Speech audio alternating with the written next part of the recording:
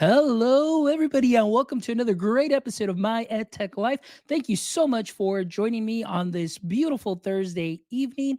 And I hope wherever it is that you're joining us from around the world, that you have had an excellent day. As always, we thank you so much for all the likes, the shares, the follows. Thank you so much for just really participating with our content and sharing it and all that great stuff, guys. It really means the world to us. As you know, we do what we do for you so we can bring you some amazing conversations, so we can bring you some amazing guests and just amazing, all the things to help us continue to grow professionally and to help us grow personally too as well. So I am really excited about today's show because we have a two-time guest now. So this has been great that I've been able to bring on some guests now for their second time. There's been a couple guests that have come back for the third time. And again, it's been 4 years of doing the show, almost 300 episodes. And it's just been wonderful to connect with amazing educators like the one that we have tonight. And I'm really excited because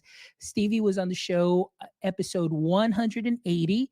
So now, just to give you an idea, that was 180. We are at episode 277.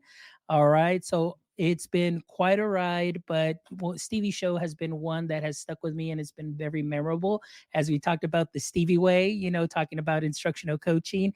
But today she's kind of not necessarily turn that around or flip it around on us, but she's going to talk to us a little bit more about a passion of hers that maybe some of you, including me, we're not aware of. And she's definitely working on a wonderful project. So as you know, I would love to welcome to the show Stevie. Stevie, how are you doing this evening?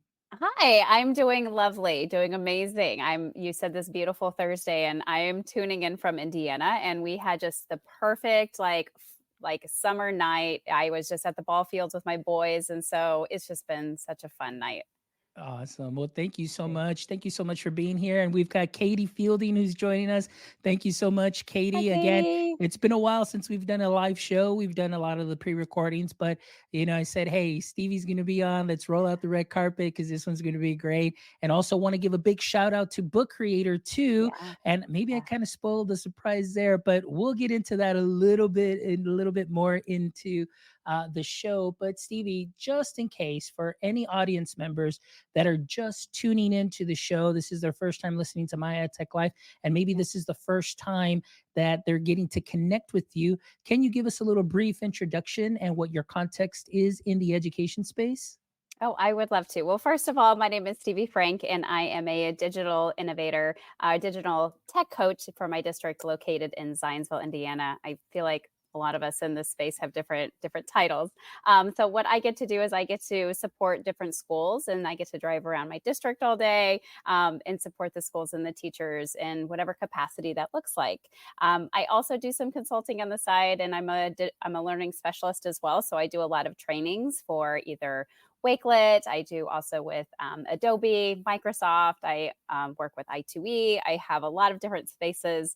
And I also do presentations too, as well, at different conferences. So I am kind of everywhere, everywhere, nowhere sometimes. And then you can get in touch with me on Twitter. That is the place that I have. Twitter X is the place where I really built a strong professional learning network where I learn from people every single day. And today was even a great example of that as I was going through and somebody had put down an amazing, Adobe Express template. And I was like, oh my gosh, like I love that template. And I know my kindergarten and first grade teachers will love it too.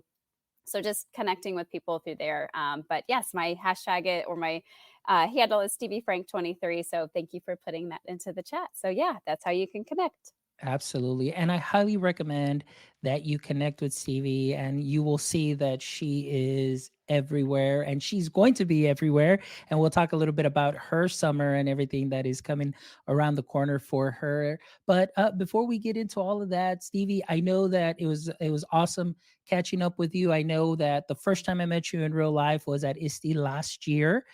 Got to hang out with you there and meet you. And then this year, also, we kind of connected a little bit there at TCEA, which was a lot of fun. And this year, TCA was a blast, seeing so many wonderful educators and presenters and so many great classroom practices, and it's wonderful. So I want to ask you, being like you mentioned, we have different titles, but we kind of do the same thing. I'm instructional software specialist. You've got digital learning coaches, you've got instructional coaches, and so on. But I want to ask you, what were some of your big takeaways from TCA this last year? Oh gosh. Well, I think everything was centered on artificial intelligence, right? So that was definitely, near and dear to hearing a lot and being able to be a part of a lot of different conversations. I really appreciated that as well. What I really learned and from the takeaways is the importance of what it looks like when utilizing artificial intelligence and ensuring that you're doing it in a responsible way and ensuring that you are fact checking and making sure that you are going through those processes needed to dealing with artificial intelligence in that responsible way.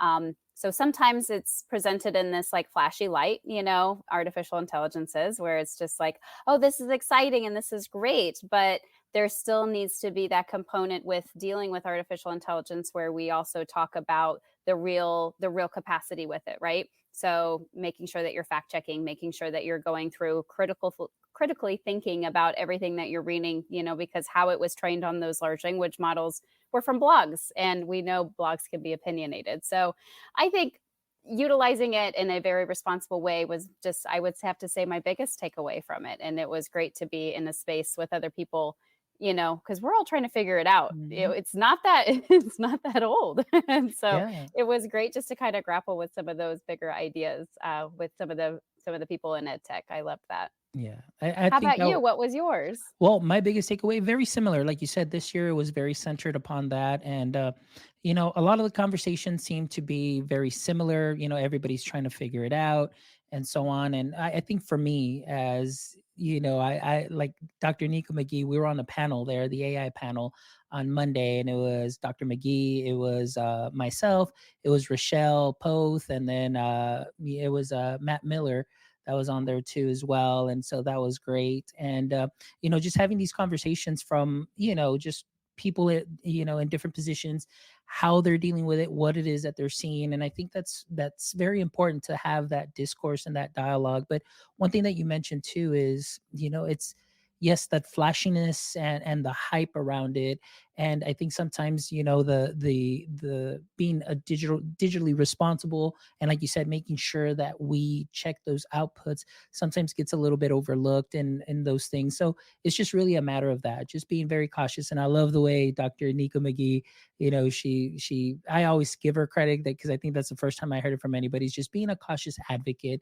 I Yeah. love what AI has done for me and what it can do for me as an adult. Of course, me being an adult, 18 years of age or older, and being able to have control of what it is that I put in.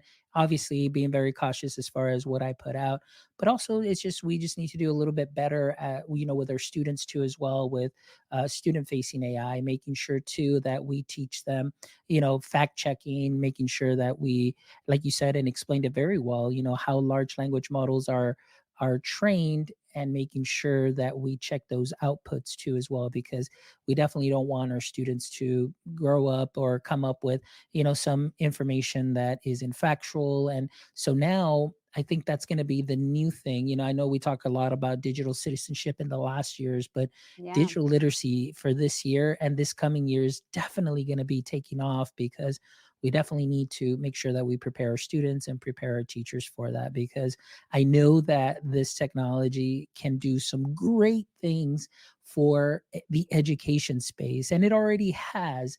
But I think that we can still work a little bit more just on that security, data privacy side, and just making sure that, you know, platforms are transparent and exactly telling us what data is being used, how it's being used, or if it's not being used, so we can make sure that we give our students the best of the best. So I think that was, like I said, and you mentioned it too, that was the center of TCEA. But it was great, catching up with so many people, and obviously, with the Adobe crew too as well, seeing a lot of them, and just seeing people that luckily that I've had the honor to have on as guests, such as yourself, and getting to hang out in person and saying hi to each other. And just that community is just wonderful. So it was just a great, great experience. And looking forward to next year, and looking forward to many other conferences too as well. So I'm excited about that. That's for sure. Well, Stevie, let's go ahead and talk a little bit about, what it is that you're working on. I might have given it away a little bit because I know we gave a big shout out. And again, big shout out to Book Creator too as well. Thank you so much. But Stevie, talk to us. What is it that you've got working, alongside with Book Creator?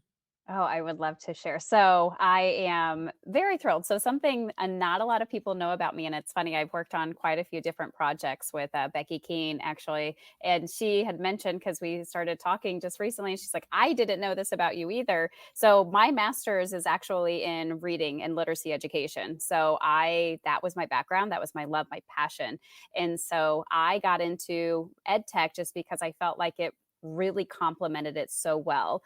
And when I was in the classroom, I kept asking for a tool. I was like, I need something to where students can actually be creating their own books. Like there has to be something out there. And so a lot of times I used back in the day when Adobe Express was Adobe Creative Cloud.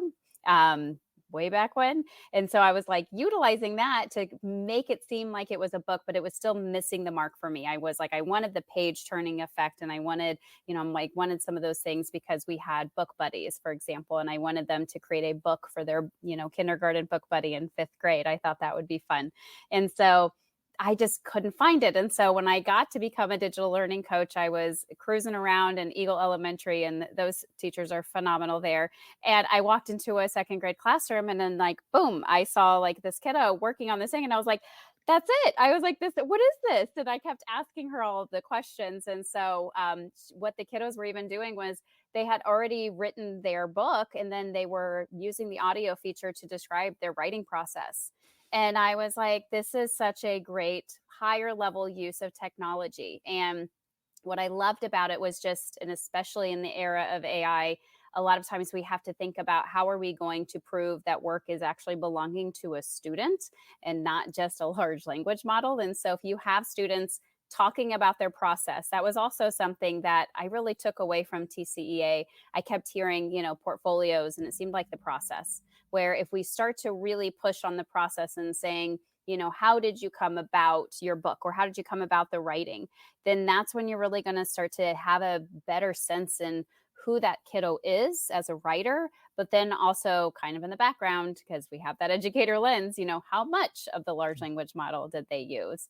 And if they use part of the large language model to, generate topics or generate ideas, taking that extra time to say, okay, great. What kind of prompts did you give the large language model? Having them kind of articulate that even, within their writing process, I think was a huge win. So that was a little bit about my background with Book Creator and how I even like got into it. So as soon as I got into it, I was just like, oh my gosh, we've got to do something together. We have to work. So not this last TCA, but the TCA before it was the first time I actually saw. I believe it was Dave from Book Yeah, Creator, I think. Yeah. yeah. And I saw him present, and I was just like, what a dynamic speaker. I was just like, he was so great. He got me excited about Book Creator, and I learned so much more about it. And then, yeah. So fast forward into I would say about a month or two, a couple months back. And I love that Katie's on this call because she has been a part of my process too. So I was like, you know what? I really want to work with them because I saw her amazing STEM books. And so you should definitely check her STEM books out that she has created with Book Creator too, and the templates. And I was like, I started working with them around the same time. And really, I was thinking about the mission of how can we get the love of learning and the love of reading with students to continue over the summer months. You talk about that summer slide with students, and a lot of times I felt like as a teacher, you do this explicit learning all year long, and you see this massive growth.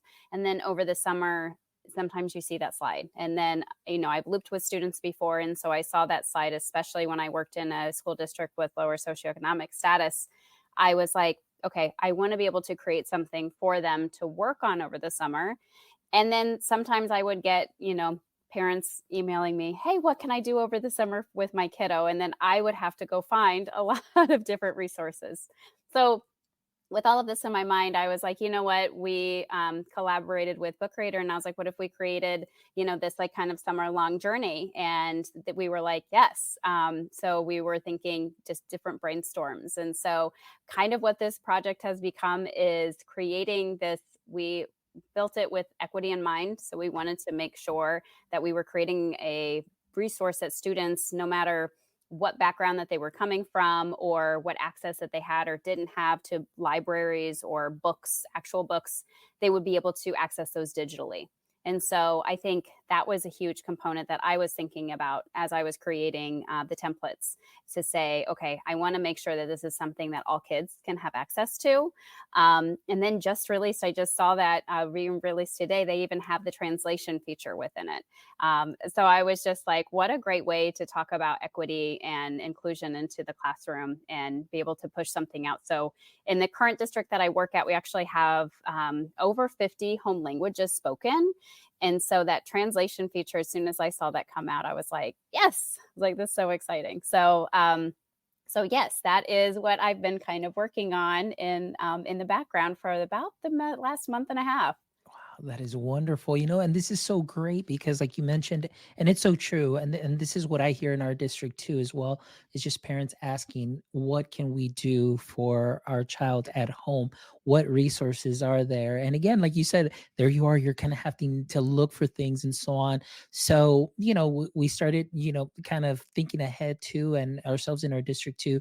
We already have kind of planned out what we're going to be doing for, or the answers to those questions. And actually, we're going to be sending out also district wide email notifications to let the parents know what platforms would be made available to students at home that they would I be able love to that. access and so on. But I absolutely love this because I know for a fact when we come back, there's summer reading and students haven't done it, or a lot of like you said, a lot of students, they don't get a lot of that reading. And so I love the fact that you're here talking today, and how we're talking about Book Creator and using it again to just reignite that passion for reading. So tell me a little bit more about, oh, first of all, I wanted to ask, is this something that's going to be made available, to just nationwide? Is this something just for a district? Is this something, how are we going to be able to have access to what it is that you're working on?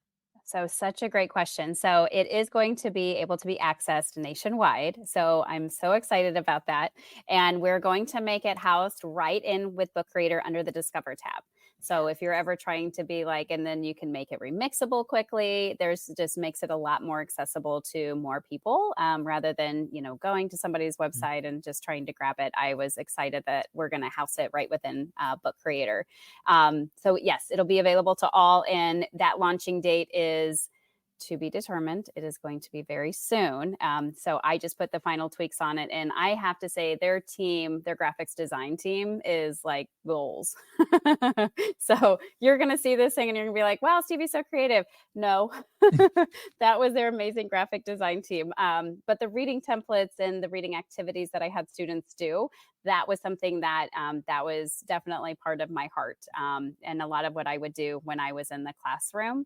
So the activities that I was having them do, and on each page, a lot of it is just kind of like choose your book, or even you as the teacher can decide, hey, I want to go ahead and assign a reading passage, or hey, we read this book and we're going to reflect on this one particular book over the summer because it was such a rich book, and you can have them do so much more with it.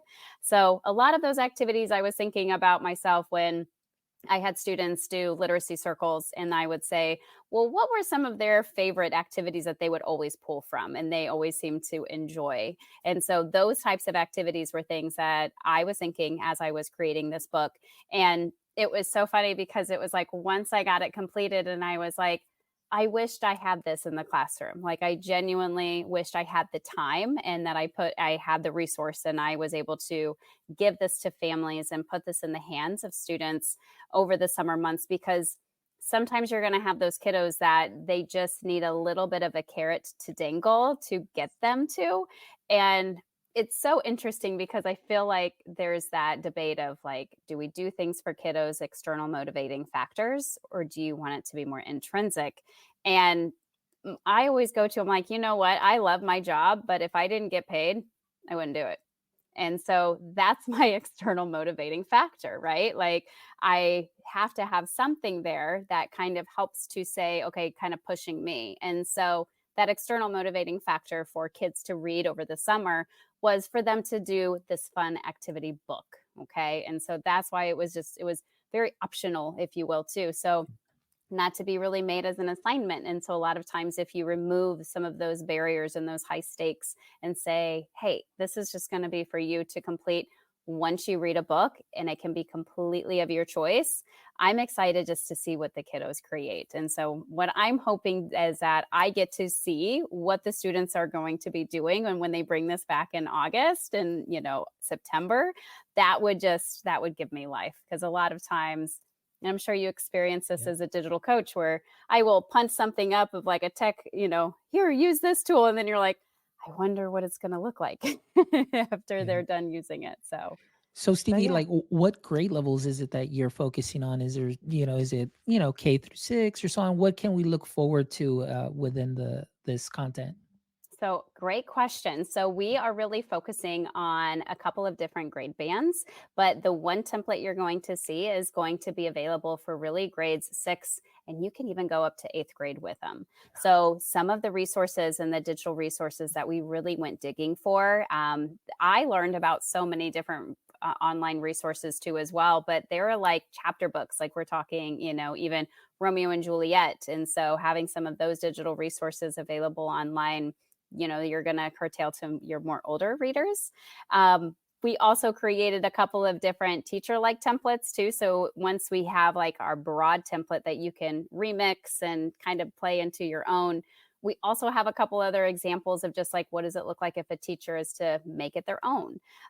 So I pretended to be back in the classroom and I was like, okay, what would I ask my readers to do? How would I ask them to do it?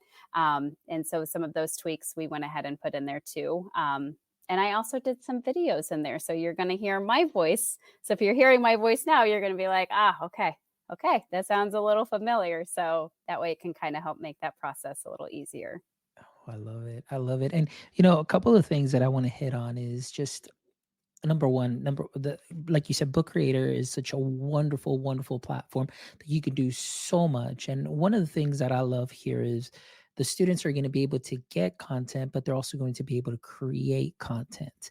And one of the things that I wanted to share though too is that today there was a training for our biology teachers. Now here in the state of Texas, we have new what they call TEKS, which is the Texas Essentials Knowledge and Skills, pretty much broken down to the standards that they have. So those are some of the things that are changing, and now they're being modified to say, and they have wonderful verbs like describe, explain, things like where you're manipulating. So now I'm seeing that our state, and at least with the change of standards here for biology, now they're changing to where the student is going to have to do more of the creation. There's going to be more understanding, more discourse, and so on. So this is what I love with Book Creator, that you are able to do, where, like you mentioned, the students are going, well, the teacher can modify certain templates or certain assignments and ask the students what it is that they would love to see. And the fact that a student now is able to create, they're documenting their learning. And like one of the things that you mentioned is, that fear of like plagiarism and all this stuff with AI. But there's just something so great to be able to ask a student, like, hey, share your thinking process. Tell me what you felt. Tell me what you think the author's purpose was. What does this mean? And so on. And just trying to draw from the student, and the fact that they can either record themselves or they can type something out. So in the modality, they can even bring in an image, something like that, where in the modality that they feel most comfortable presenting their learning, they're still showing that they've mastered the content or have a grasp of the content. And that's something that I love, because it's going to set up our students, especially our younger ones in the younger grade level bands, that as they continue to move on, they're going to have those skills that are going to transfer to our new standards as they continue to move forward with a lot more of that content creation. And I absolutely love that. So that really gets me excited about, get being able to get a hold of this and sharing it with our English language arts content specialist to be able to share, with all our teachers once this comes out. Because I think that for us, one of the things is just that reading and just making it more, I guess, personalized in that sense. Like, hey, we read this book, give me your ideas, your thoughts, and then that creation process, which essentially becomes a pretty nice learning artifact or a portfolio that next year's teacher can see and know a little bit more about their students and maybe some of the things that they like as far as output for their content and the way that they love to learn. So it's so magical. Like right now, I'm just getting so excited because the times that I've used Book Creator, I created a Google level 1, level 2 training for my district, and I used Book Creator. And so here's your book, Oh, go ahead and wow. study. And so they would go ahead Yeah. and study. And the fact that it's so versatile and putting in those tutorial videos, linking up documents, and so on and so forth. I mean, it's great. And it still gets passed along there through with teachers, and I love seeing the little stats, like how who's Yes. read it and so on. And it's really exciting because it's such a wonderful platform, and it's exciting. So I'm loving it. And I see Katie here, she says here it's such a great tool to deliver PD. You're absolutely right. I mean, it's Yeah. wonderful that they can deliver PD, and it's just you can do so much with it. So I'm excited about it. It is, So and it's interesting whenever you were saying, it's like that ever evolving. And that's just something mhm, that I think sometimes it's difficult to get out of the concept and the idea of like, oh, well, this is some AI something new, or this is something new. And it's, you know, but what always seems to remain the same. And we've been having these similar conversations in like the SAMR model and the yeah, depth of knowledge and Bloom's taxonomy. But the more that you allow students to create, the more that you allow them to really lean into those higher level thinking strategies and skills of analyzing and then synthesizing instead of just regurgitating, like, especially in the era of AI, a lot of people are like, oh, let's AI proof this lesson. And it's like, well, no, we've always been trying to push technology to this level to where they are creating, they are explaining, they're creating that portfolio. Like, that conversation hasn't changed. If anything, it's made it more pertinent and more, mm, than anything ever before. Here we are where we're just in this point where now it's more important than ever because now kiddos are going to chat GPT, and I see it because I will come into classrooms and I got a kiddo in the back who's a part of my digital leadership group, and I saw him whipping out open AI. And I was like, well, hey, buddy, how's that going? He was like, oh, and he was like, I was just, seeing if it worked. And I'm like, well, it works. And, mhm. leaning into those practices, I think when you said that, I was like, sometimes things change, but sometimes it just, continues that narrative of bringing up that Yeah. creativity. And that's so right. I want to share something with you too. Like, during our session, our science content specialist was there, and he mentioned that, now it's they're doing like National Honor Society applications and so Yeah. on. And he said, Fonz, it's like all these applications, they all read the same. It's like it's almost like they got the same template, or they just either got the same prompt or whatever, and they were just filling it out, and they all read the same. Like, and I said, you know what? I was like, why do we still do the writing? Like, why can't and I told him, I was like, hey, why not go like Legally Blonde? When she did her video for her Harvard entrance exam, Yeah. why not have the students create BL a Woods. video? Yeah, create a video for themselves for that, induction, because at the same time, like I said, many times and I don't know why this came up, but I said, a student can look great on paper, but then Mm, once they record themselves, maybe they start seeing, and as they're going through maybe their script and things, then maybe they may start realizing like, oh my gosh, maybe I'm not as involved as I thought I was. Because on paper, if you type it in, it's like, oh wow, they're involved in this and this and this. But to yeah, what extent, and that's a good now you get point. to see a little bit of their creativity. You get to see really who they are. You really get to dive into their world as they let you in, to show you that added value that they can bring to National Honor Society and to the peers and so on. So, going back to like what you're saying, it's like it's those concepts that we've been trying to do, but now I think they become more relevant now with thinking like, hey man, all these applications look the same and the verbiage is the same. It just seems like they copied from one another. Let's think outside the box. And that's what I love about the project that you're talking about, because now the students have multiple ways, whether it's through video or just audio, or maybe, yeah, they get to type in some text, but they get to have some fun, be creative. And as a teacher, you get to see just a little bit more insight as to their thought process. And just, I think to me, that's the most exciting part, that I loved the way students are able to think outside the box. And then that kind of like makes me happy, because then I'm learning from them too as well, like saying like, hey, I never thought about that, in those ways. So creativity for sure, I think this next year.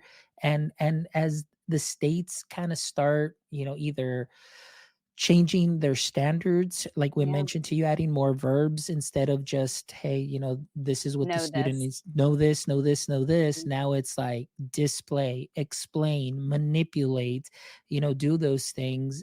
I think that for teachers, it's going to be a little difficult at first, that they have to kind of make that mindset shift of, now I can't be lecturing for 45 minutes. It's like, now I Yeah. got to maybe kind of cut that lecture a little bit, but then now let the students go ahead and create. There's got to be some kind of learning artifact. And of course, book creator is a great way to be able to, students be able to, well, actually document, that's the word I'm looking for, document their learning, from one Yeah. lesson to the next, from one subject to the next, and so on, and just have something that is alive and that they can manipulate, they can use for the next year and then the next year after that.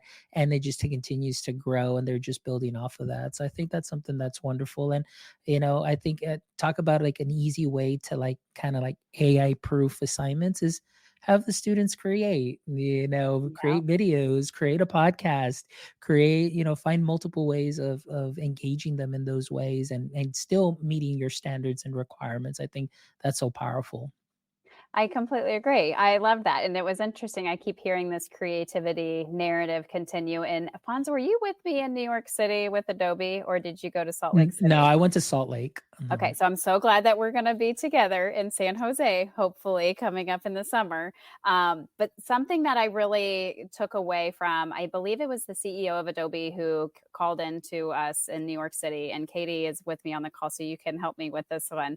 Um, the thing that I took away, and this was from like this, creative director of Adobe and what it looks like and what should we do with AI. And it was really interesting because he said in the era of AI where, now that what really used to be the marker of like a good worker or a good student was the fact that they could be productive.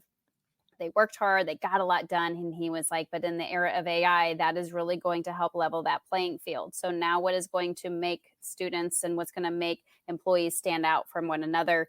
Creativity. Because those are the kiddos that are really going to have to be thinking because, well, now anybody, through the National Honor Society they were speaking of, anybody can have that essay created, right? Anybody can have that written.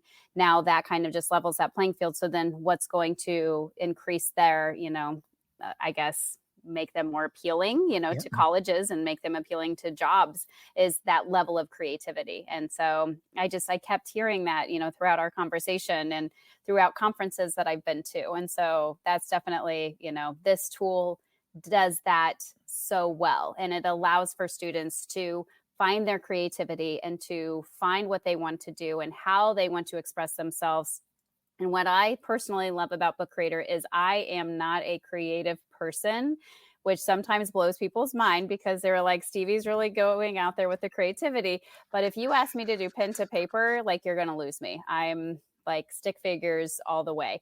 And what I like about Book Creator is that it allows me to kind of remove some of that, my not great strengths, right? So Yeah. some of my weaknesses of I can't draw, but man, I can really think about some of those different images and stickers.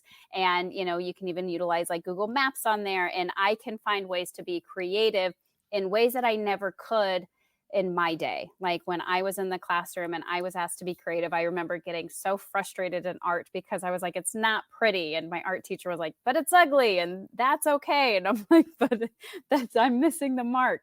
And so it was for the longest time. And it wasn't until I came across tools like these that really started to make me feel like, hey, I am creative. I can do this. So I appreciated that. Yeah, and that's you're absolutely right. I think for a lot of students, they feel so self-conscious many times, and also, going back to the classroom, and it's almost like I never left the classroom because I always keep bringing up these stories because I know that even to this day, this is what we see. Well, we'll see a student who is an emergent bilingual that may come in, and I'm only speaking about my experience, but I know that we have a lot of emergent bilinguals that are coming into a lot of school districts, and teachers right away, oh my gosh, like how am I going to communicate with them, how am I going to get them to do some work, or how can I get maybe something from them, an artifact. And one of the things that really helped me out in my classroom, and even though being I am a native Spanish speaker, but many times, like I said, we didn't have the resources right away to be able to help them and so on, Yeah. but being able to put a Chromebook in front of them with an app such as Book Creator, or even another platform, just even Google Slides or Adobe or Canva or anything. Many times the students, wow, they spoke loudly through their creativity in showing me the learning process that they have based on either what they drew, what they created, what they, spoke, and or videos that they would make, and making those connections. And to me, I was like, this is so powerful. And you're Yeah. absolutely right with Book Creator. And now with the translation feature, I think that that is a win, and also for accessibility for a lot of students. And I know, like I said, Katie's on the call too. And Katie, she's all about, accessibility. She is all about all of that. And so that's what I love, the ease of use, how it can really draw on the students' strengths, or just pull out those strengths, and then also help them in that, I guess, just that in their self-esteem to say, hey, I can do this. I'm creative. And Yeah. just like you and me both, I can't draw, but ask me to create a podcast video clip for you. And oh man, I'll go to town and I will do nice B roll. I'm going to do this. I'm going to do that. But, Your B-rolls are pretty amazing, Fonz, I do have to say. I was like, because that's me, that's Yeah. the way that I can express myself. So that's great. So I'm loving it. So I'm excited. And so hopefully, Stevie, you can let us know as soon as possible when that will be out, because I honestly, like, I think that this is going to be something that's wonderful and great. And not only just for the summer, Stevie, because I mean, I'm sure that it's going to be out there, it's going to be in the library, teachers can use it along the year and be able to take some of what you've done, remix it, sprinkle it onto what they're already doing great, and then now they have their own version that they can use throughout the school year. And then, of course, allowing students to be able to be creative, and again, AI proofing their assignments by doing these things. So, I mean, I'm absolutely loving it and it's great. So, yeah, for sure. So, Stevie, let Yeah. me ask you now before we kind of start wrapping up and so on. But I want to give you a chance to tell us and tell our audience members too as well. Summer's here, or close enough. Yeah. So it's summer conference season for Stevie. So Stevie, let us know where it is that a lot of our audience members, if they may be in your area and so on, where it is that they may be able to find you or see you during the summer. Oh gosh, so great question. It's funny, I posted it on Twitter, so Yes, you could definitely come to my Twitter page and see. I am in so many spaces this summer. So Indiana is where I am from and where I live, and this is a state that I think really values professional development. And so part of our Indiana Department of Education digital learning team puts together these digital learning grants. And so a lot of schools will apply for these digital learning grants, and that means that they can host and then also pay for that conference. So Indiana is like the summer of learning mecca. So we have so many different presenters that are actually coming from out of state and even in state, and just we've got some really great things going on in Indiana. And so I love going to the Summer of Learning conferences for sure. The ones that I'm going to be at, I'm going to start my summer off, and that's going to be at Spark Learning Conference. And so that one I'm really super excited. Nadine Gilkison is going to be, she's actually hosting it too. And so it's going to be in her school district. And so she is going to be hosting that. And I can't wait. I'm excited for that one. So I'll start off the summer there. And then I'm going to do Tech Enriched, which is going to be in Richmond, Indiana. And I'm so excited and thrilled for that one. It'll be such a blast. I can't wait for that one. And then I will be going to ISTE, and I am so thrilled about that one. As everybody knows, like ISTE is a beast. So I'm just going to hit the ground running and doing lots of presentations too, co-presenting with Katie. And then I just got off the call today with Sean Arnold. We're going to be co-presenting together too. And Manuel Herrera, who is an amazing digital sketch note artist. So if you've never seen his work, you absolutely should start following him. He Manuel Draws, I think, is his handle, if I'm thinking correctly, or something, maybe 55. He's an amazing powerhouse, so I'll be co-presenting with him too. And then I will be also ending my summer up in East Allen County for their Summer of Learning, and I'll be spotlight speaking there as well. And then, did I get it?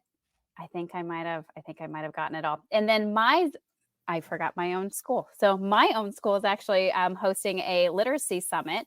And so we're going to be having a lot of science of reading based type of conversations. And so that's also something that I feel like is very important, especially being a digital learning coach and being in the ed tech world, where I feel like the more and more, just because I have a digital learning coach hat on, doesn't mean that I don't lose that reading component, right? So I really dug into the science of reading and took a look at best practices.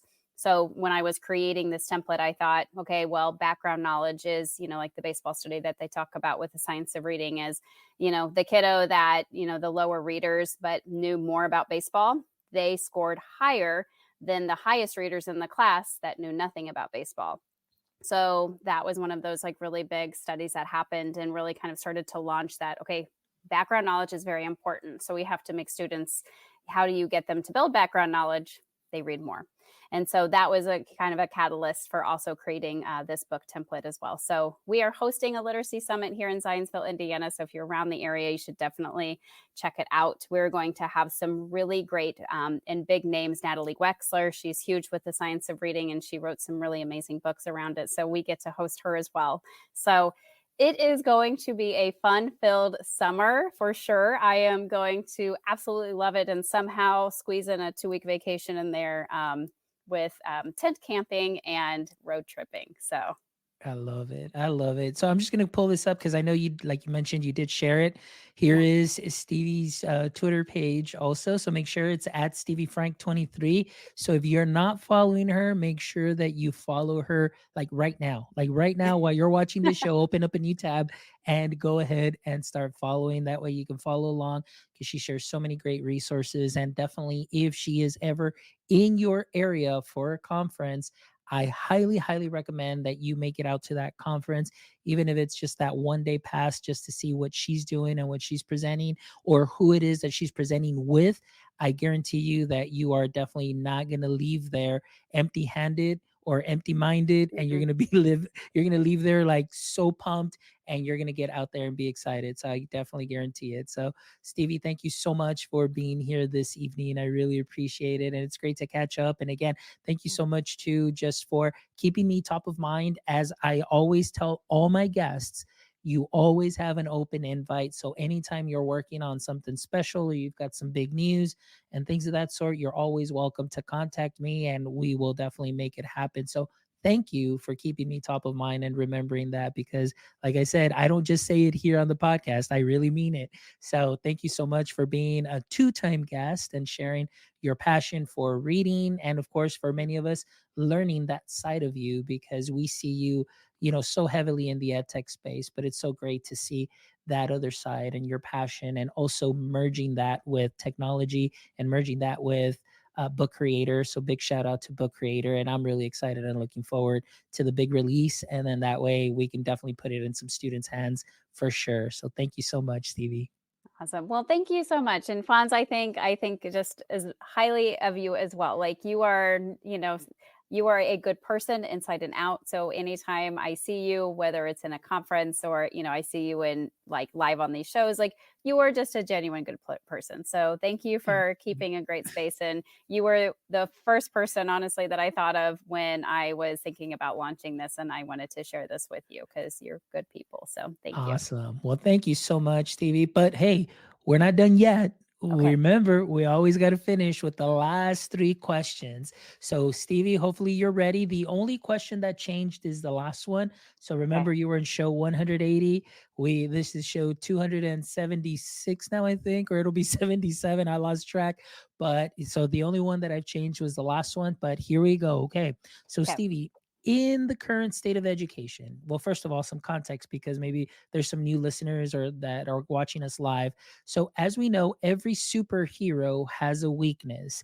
And so, like Superman, his greatest weakness or a pain point of his was kryptonite. So, Stevie, I want to ask you, what in the current state of education is your current EDUKryptonite? I would have to say it is science. That is one topic I don't know enough about. And I am always in awe of Katie because she is like the STEM queen, and I appreciate that in her, as well as just a wealth of knowledge everywhere. But that is something that I am not really that into as I should be. Okay. Good to know. Good to know. And science, today it was great. Like I mentioned to you, we had a bio training today and I kind of sat in and I was a science teacher, but it was fifth and sixth grade.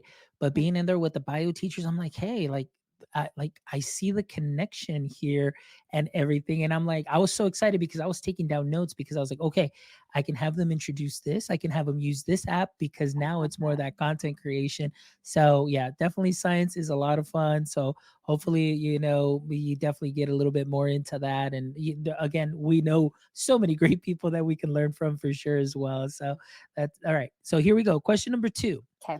If you could have a billboard with anything on it, what would it be and why? Oh goodness. Okay. So ships are safe in the harbor, but that's not what ships were made for. And that is because I'm a very adventurous person and I will oftentimes take the rub of being uncomfortable because like life was supposed to be an adventure, you're supposed to get out there. So that would be a quote that I would put on there. I love it. It's great. I love it. And I love the fact that it really your sense of adventure really does come out. Even just when I heard you say you're gonna go out there and do, some tent adventures and things of Yeah. that sort. And just the way that you are, you're so outgoing and everything. And I love that. And I think that's the wonderful quality that you have because again, that's Thanks. how you continue to grow and also how you continue to inspire us too as well. So keep being adventurous, my friend. And the last question for you, Stevie, is do you have a favorite hobby or activity that you wish you could turn into a full time profession? Great question, Pon. So I feel like this is kind of I love yoga. I actually was a yoga teacher for the longest time. I started, I would say, and that's kind of something else we don't know about me, right? This has been a really great show with uncovering who Stevie Frank is. And so I actually got my yoga certification about 10 years ago. And then I honestly was thinking about toying with the idea of leaving education and going and doing that full time just because it was such a passion. And so I loved the hot yoga. So the louder the music, the hotter the room. That was my jam. And so yeah, I loved it. Still love doing it. I do my own personal practices, but I would have to say that was one that I might have to revisit sometime because it was great. I love it, and I do miss teaching. Mhm. COVID kind of got me out of the yoga classroom, and I had a lot teaching those teachers that are on this call that have taught during the COVID era of hybrid, where half online, half in person. That changes a person. So There you yeah. go. Well, interesting. Well, Stevie, I'm glad that you're still here with us in the education space. And Me hey, too. there's always room to merge that passion too with education. And so that's wonderful. So thank you so much, Stevie. It's been so delightful to catch up with you again and just to, hear the wonderful things that you're doing, all the great places that you'll be. Thank you so much for also just continually inspiring us, through your posts, through everything that you do, and always being such a great person and with your willingness to help. So thank you as always for what you do. Well, thank you so much. It goes right back to you too, Fonz. I Thank appreciate it. you. Thank you so much. And for all our audience members, Katie, who is joining us here also in the live chat. I know we've got more viewers here because I can see the little number of viewers that are there. For all of you that were joining us live, thank you so much for making My EdTech Life part of your day. And thank you so much for joining us on this wonderful episode. Hopefully, today you got to hear just some amazing things and you can take those knowledge nuggets and sprinkle them onto what you are already doing great.